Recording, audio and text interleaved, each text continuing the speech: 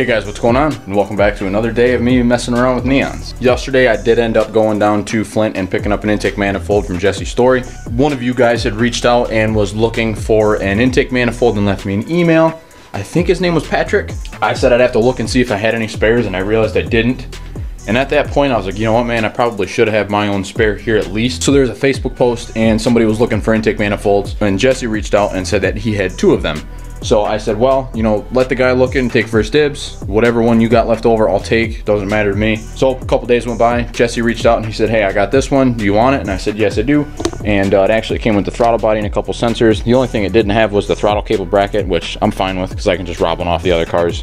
For whatever reason we damaged an intake manifold or a throttle body or something on another car, I could swap all this over and then I could just steal the throttle cable bracket right from that car, and that wouldn't be a problem. But so we got a stock unported manifold, stock throttle body.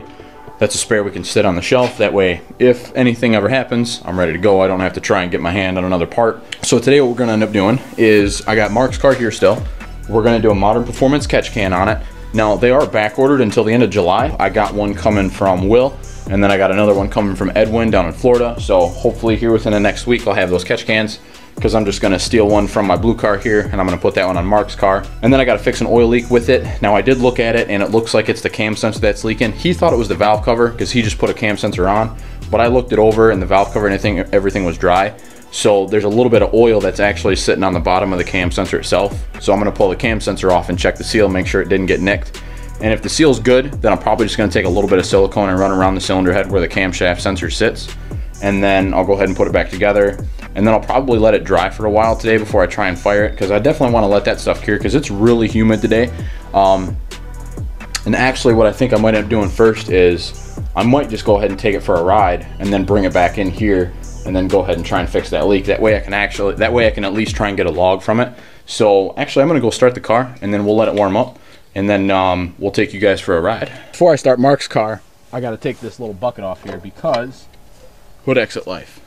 It's been raining like crazy here, so we just left it on for a couple days. I think I just put it on when I pulled it back out after doing the gear set, and then it's been out here ever since. So let's get this guy started here.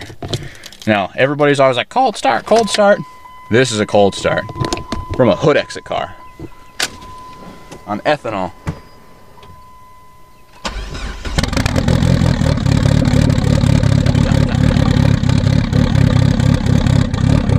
I did turn the wipers on so I can get the wiper arm out of the way and stuff the bucket in there. So let's get a little bit of heat in this thing, and then we'll go for a ride.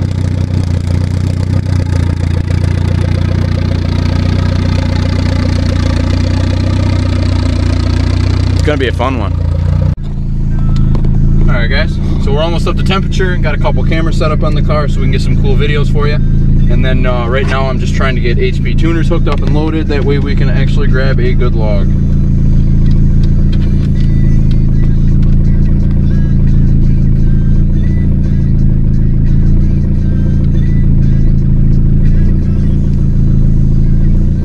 Alright, just bear with me here.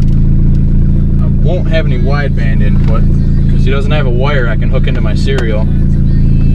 So I'm gonna have to try and I guess glance at it while we're ripping on it. Alrighty. Well, let's go make some noise. Let's turn my other cameras on here.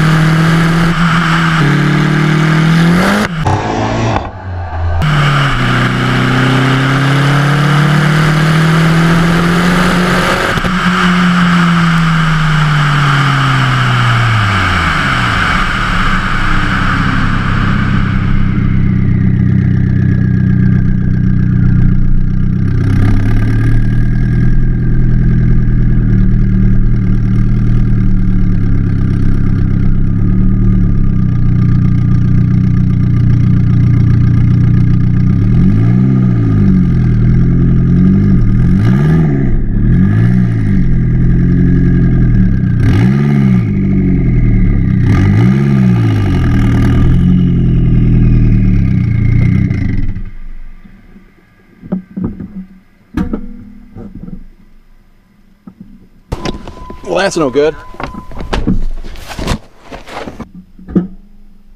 So I've already sent Mark a video. He knows exactly what's going on. What the last thing you guys probably seen was a bunch of smoke coming up from under the hood.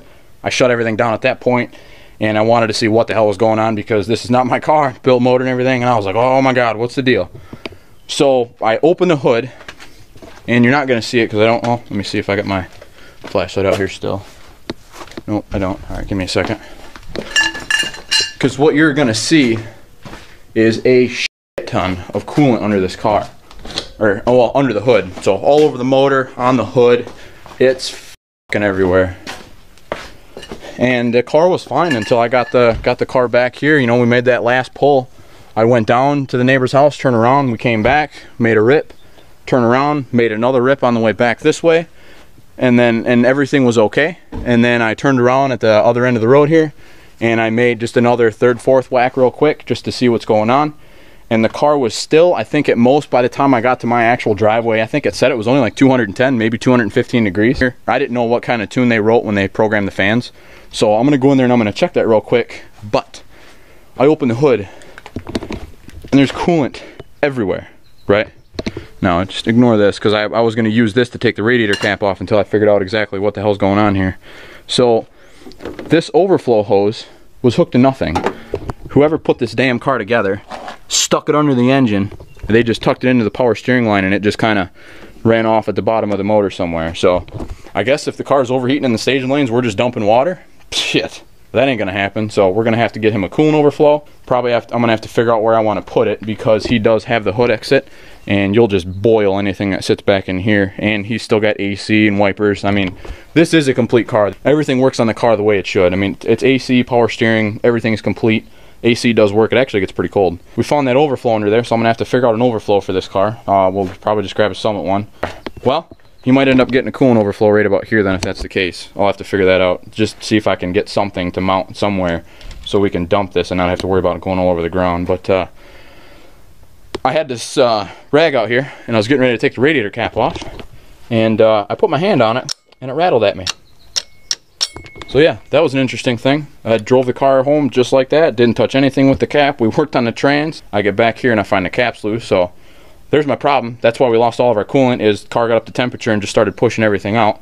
And then, yeah, so it's dark enough now where I'm not gonna go back out and try and make any rips tonight. So there's no point in me trying to rush and get everything taken care of here. So I'm going to take care of this oil leak on the cam sensor here, and then I'm going to wrap this one up for the night. So I'm just going to set the camera inside the garage here, and you'll see me work on that sensor. And then I'm just going to wrap this one up, and then tomorrow we'll get out here, we'll bleed the cooling system, and then make some more rips before it gets too dark, because I really don't want to collect a deer in dude's bumper, so it's not worth me taking it back out right now. Not to mention, as you guys will see in the video, when this thing comes on to power, it tries to drive you in the other lane like crazy. I don't know if he's got an alignment problem or some control arm bushings that are beat up on this thing or what the deal is, but you'll see in the video, when I hot rod this thing, I am all over the road. So definitely got to get that figured out too before he really tries to do too much with it. But I'm gonna get this cam sensor. I'm gonna pull the cam sensor off. We're gonna try and reseal it. Here, I'll let you spray me here in a minute. And then wife's gonna spray me down with some bug spray because these mosquitoes are fucking nuts right now. But I'm gonna fix this cam sensor. I'm gonna let it sit tonight and put the bucket back over the dump pipe, and then I'll work tomorrow. We'll get back out here, get the cooling system bled on it, and then tighten the cap and take it for a ride, just to make sure that it's not going to leak or push coolant out of the cap. And then once I get it back and I know the system will actually hold pressure, then we'll take it back out and see if we can make some more rips with it. So, and that might also have been the thing too. When I bring it on, that might have been pushing water on the tire, and that might have been what was trying to drive me everywhere. So that's also a possibility I didn't think about. But we're gonna get that fixed and we'll try it again. Yeah, I'm glad I found that cap instead of a head gasket. That would pissed. Oh, dude. Dude, I'd have been so fucking mad. Cause like, how do you explain that? Yeah. Like, yeah, man, I took your car out and we made a rip just like you wanted me to, and pushed a fucking head gasket. Well, I thought it was that hose too. That hose was right. Well, that's just an overflow. That wouldn't cause it to overheat. Oh. But still, I mean, if he takes this thing to the drag strip and this bitch gets hot and starts pushing coolant past the cap, it's gonna go on the fucking ground. Or, like I said, you know, with it dumping off the cap here, maybe that's why the car was so damn uncontrollable, is it's getting fucking coolant on the tire. That might have been the case. We'll see. But the oil's not milky, so it didn't push a head gasket. At least we know that. At least that part anyway. I guess it could have pushed from a chamber, but still. It ain't mixing it with oil, so that's a plus.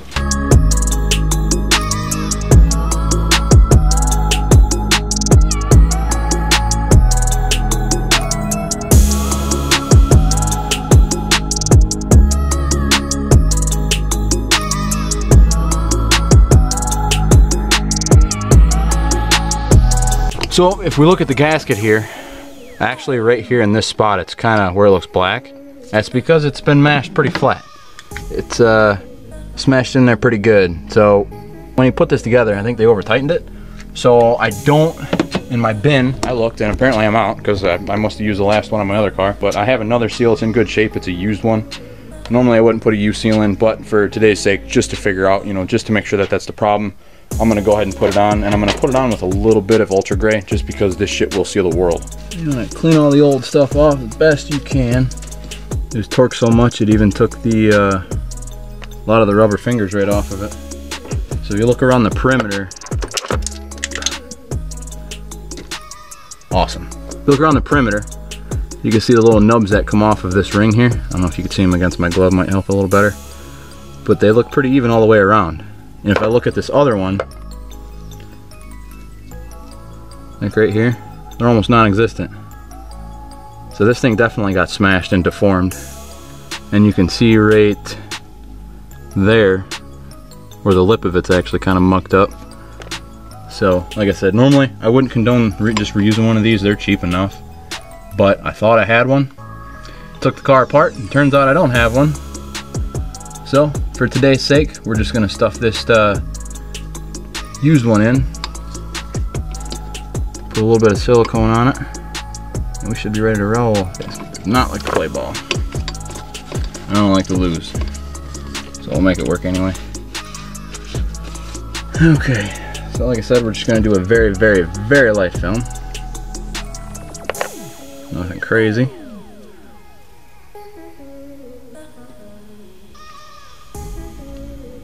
As you can see, just enough to lay a color over it. You're really not going to tell much of a difference between it and aluminum when you lay it. All you can see is it don't shine no more. And that's when you know you don't have too much.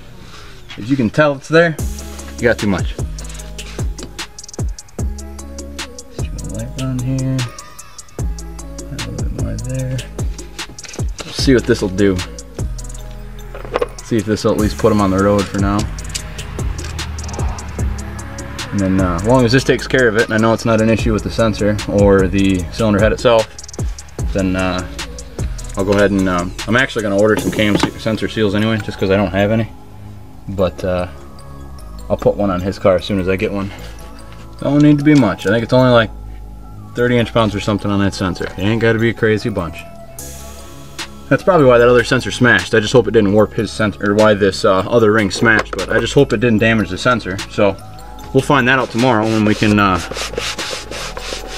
put some water back in it, because this thing is still pretty hot actually. Well guys, at least we got that wrapped up. So we were able to get Mark's car out, make a tear with it. Wasn't the most successful thing, but at least I'll have some data. I looked at the wideband in the spool. We're peg 10.0 rich. And then once it starts coming clean up, and once it starts cleaning up, I think it goes like 11.0, 11.5, something like that. I'll probably have to make sure that I just take a GoPro so I can record it, because it is kind of scary. It is kind of sketchy trying to look at the gauging and keep the thing straight on the road with the way it drives. So I'm hoping that this coolant leak was all it was, and then I was just getting water on the tire. So I can get some coolant in here and get it to hold.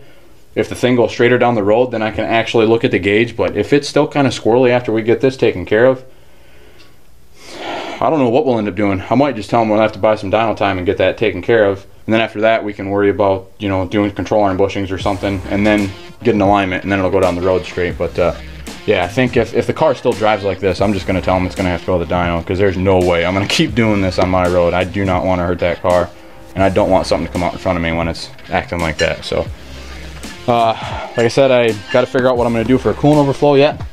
So I'm just going to tug it back down here, I guess. And then we'll have to figure out what I'm going to do with the breather. Probably just have him get a small filter. We'll get a coolant overflow. I resealed that cam sensor. Hopefully that takes care of his leak. And then we'll find that out tomorrow.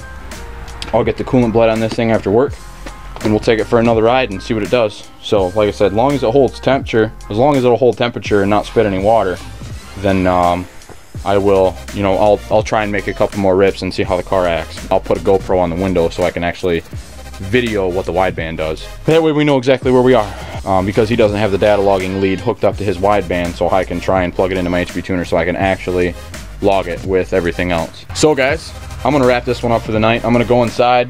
I'm gonna shut all this down, cover the exhaust up on this car, close the hood. We'll get the garage shut down. By the time I get involved with anything with these cars, you know, it'll be another, I'll be out here until like 1 o'clock in the morning or something like that. And I got some things I gotta take care of in the morning, so don't want to be up super late. So yeah, guys, we got Mark's car. We got the car resealed. Got to figure out what we're gonna do with the overflow and the breather here. I'll probably just have him buy a filter, and then we'll get a Summit overflow can that I can mount somewhere. And then I'll just figure out a spot where I can put it so we ain't getting in the way of anything else. But yeah, I'm gonna wrap this one up for the night, guys. I do appreciate you checking it out today. Fucking mosquitoes, come on. I hate you.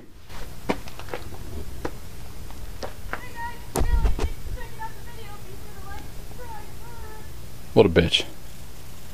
What a bitch. I fucking will, asshole. So yeah, you heard her. Anyway, I'm gonna wrap this one up for the night, guys. You have yourself a good one, stay safe, and we will see you at the track. Thanks.